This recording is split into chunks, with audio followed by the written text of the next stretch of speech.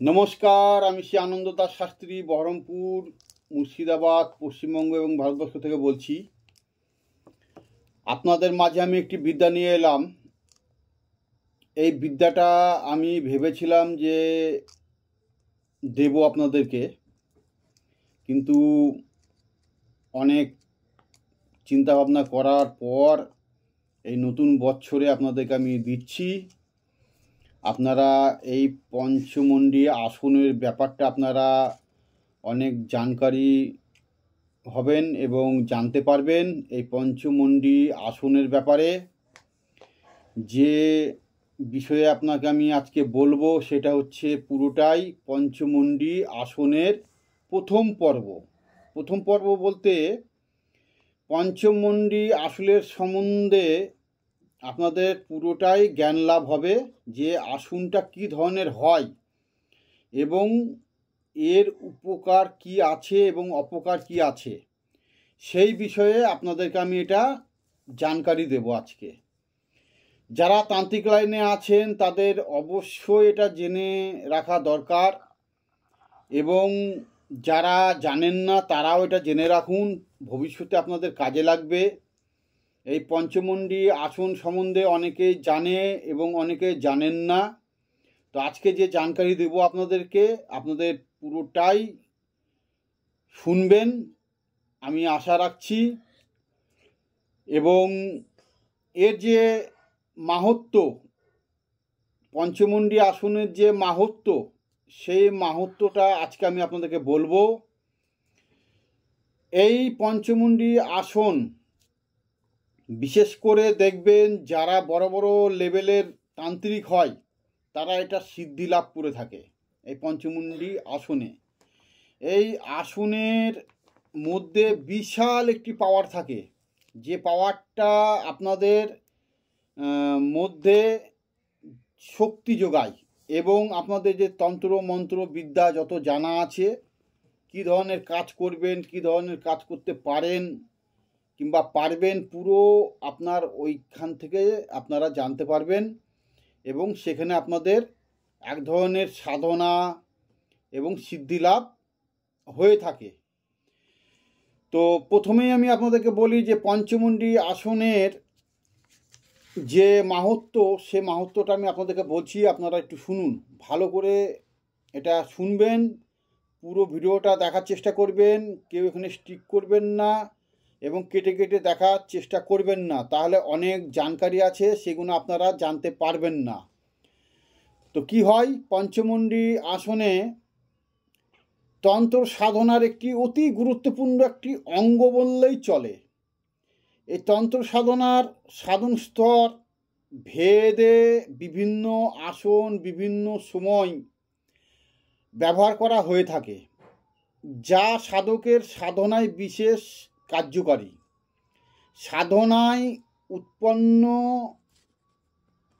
যে তড়িৎ চুম্বকের মতন শক্তি সাধককে দিয়ে থাকে, সেটাকে ধরে রাখতে হয়। অনেক সময় কি হয়, অনেক তান্ত্রিক মাটিতে কোনো আসন পেতে, সাধারণ আসন পেতে জপ ধ্যান করে থাকে।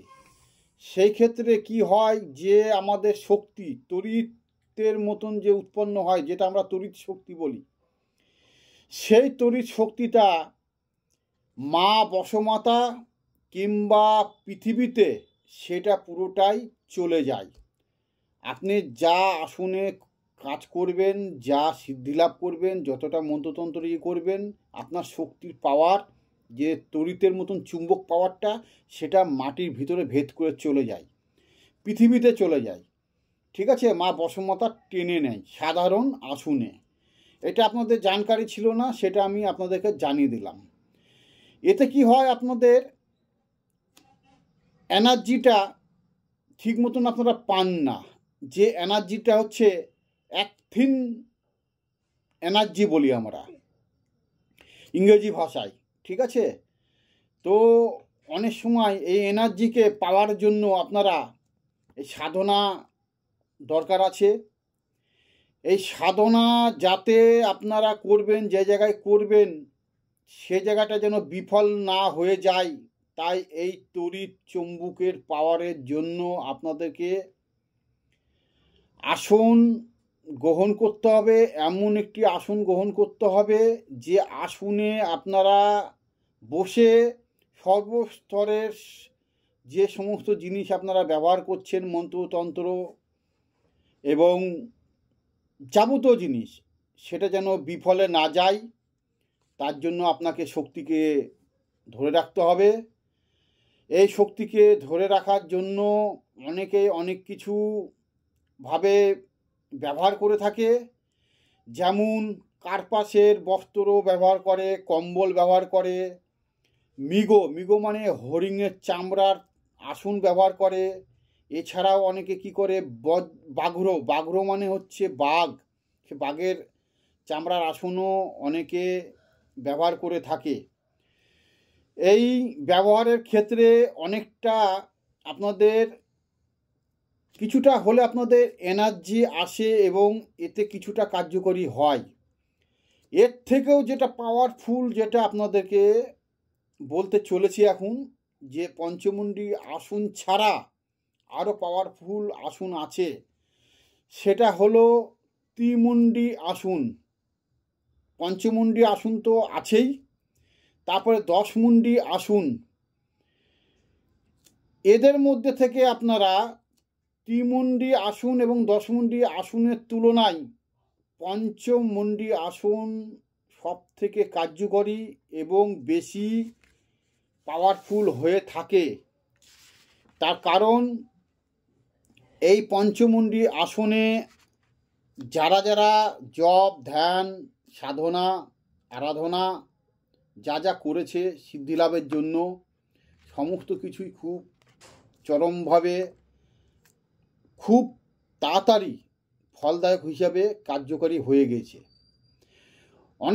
অনেক সময় কি হয়, যারা ভালো ভালো তান্ত্রিক আছেন তারা দেখবেন এই আসন গঠন করে থাকে কিংবা আসন তৈরি করে থাকে।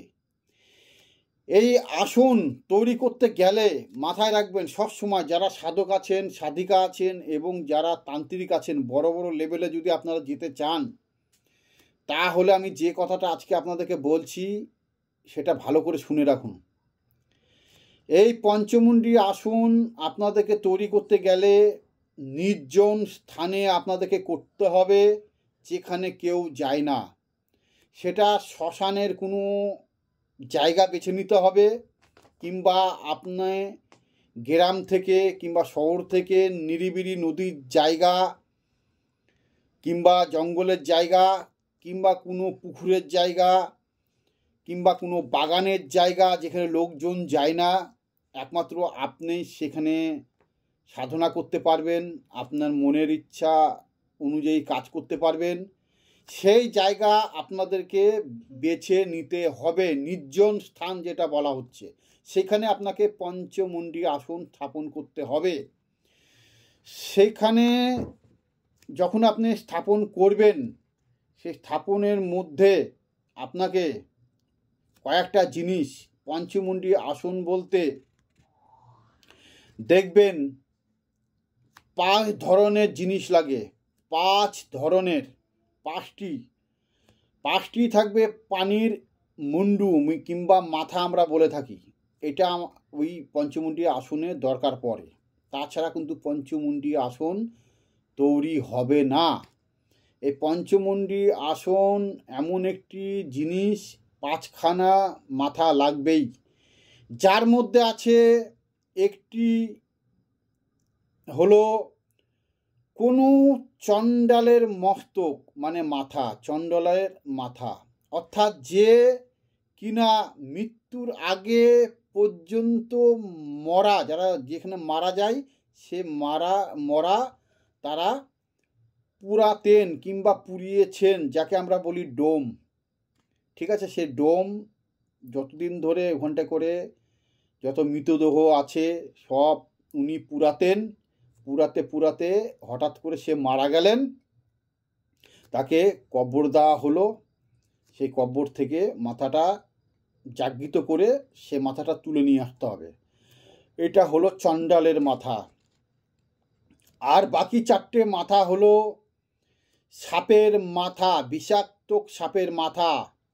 সেটা আপনাদেরকে জ্যান্ত কোনো অমাবস্যা তিথি নক্ষত্র দেখে তাকে মেরে মাথায় পুঁতে দিতে হয়, দিয়ে জাগৃত করে সেই সাপের মাথাটাকে কেটে নিয়ে তুলে নিয়ে আসতে হয়। এছাড়া বেজির মস্তক, বেজিকেও সেই একই নিয়মে অমাবস্যা দেখে তিথি নক্ষত্র দেখে মাথায় পুঁতে দিয়ে তার মাথাটা তুলে নিয়ে আসতে হয়। এছাড়া দেখবেন অনেক সময়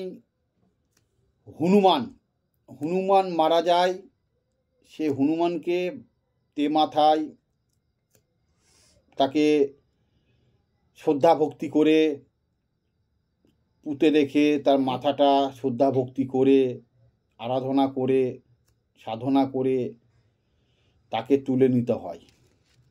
এছাড়া কি হয়, এছাড়া শিয়ালের মাথা একই নিয়মে মাথায় তাকে পুঁতে দিয়ে তার ক্রিয়াকর্ম করে তাকে জাগিয়ে সে মাথাটা তুলে নিয়ে আসতে হয়। তাহলে কি হলো, এখানে 5টা মাথা আমি আপনাদেরকে বললাম, সেটা হলো প্রথমত চণ্ডালের, দ্বিতীয়ত হচ্ছে সাপের, তৃতীয় হলো বেজির, চতুর্থ হলো হনুমান, পঞ্চম হলো শিয়াল। এইগুলো খুব খতরনাক। কেন আমি আপনাকে বলি, চণ্ডাল ধরেন এমন একটি লোক যাকে আমরা ডোম বলি, সে আজীবন পরম্পরা, সে কিন্তু তাদের সৎ কাজে যেখানে লোকজন মারা যায় মৃতদেহকে সে আগলে এসছে এবং তার ক্রিয়াকর্মগুলো করে এসছে। তার দেহটা হচ্ছে পবিত্র, ঠিক আছে, পবিত্র বলে থাকি আমরা। সে কি করেছে, ধর্মের পক্ষে কাজ করেছে,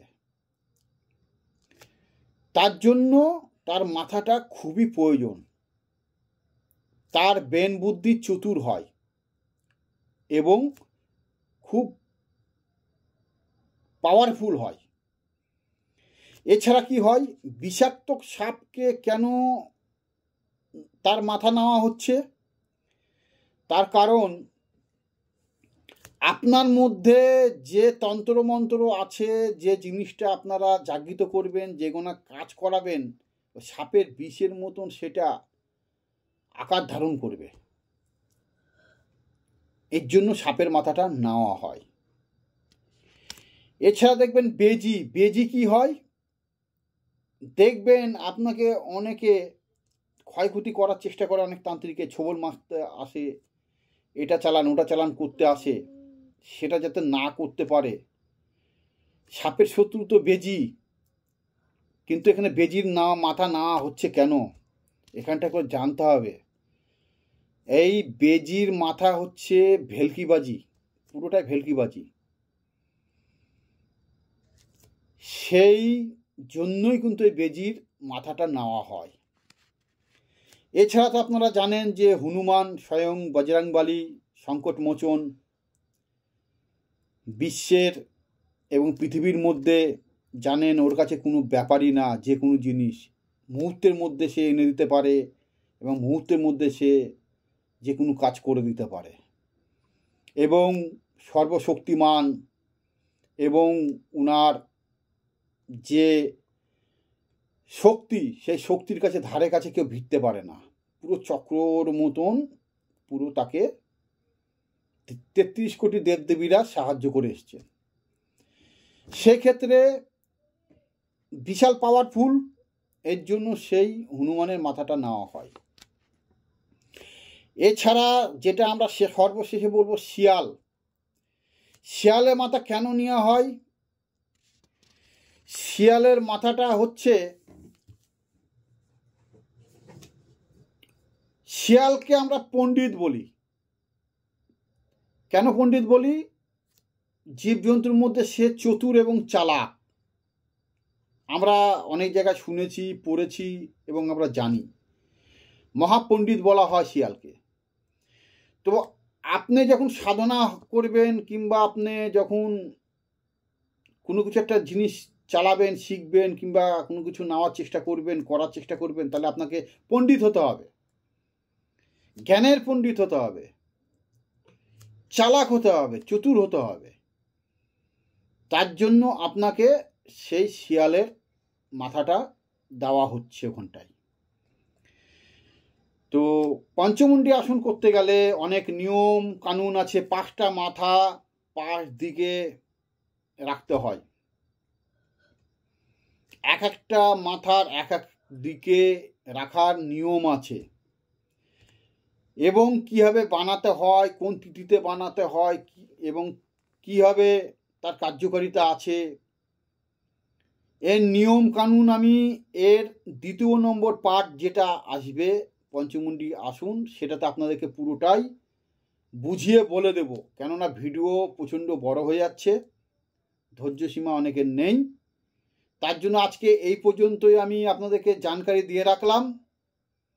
এরপরে আমি 2 নম্বরের পার্টে কী হবে, কোন তিথিতে করতে হয়, কোন জায়গায় কোন দিক, যে দিক আছে পূর্ব পশ্চিম উত্তর দক্ষিণ, এবং কোন জায়গায় কীভাবে দিতে হয়, কীভাবে জাগৃত করতে হয়, এবং কীভাবে মন্ত্রতন্ত্র আছে না আছে, সব আমি এর 2 নম্বর পার্টে আপনাদেরকে বলে দেব।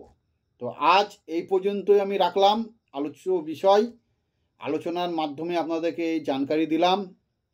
তো প্রত্যেকেই ভালো থাকবেন, সুস্থ থাকবেন। নমস্কার।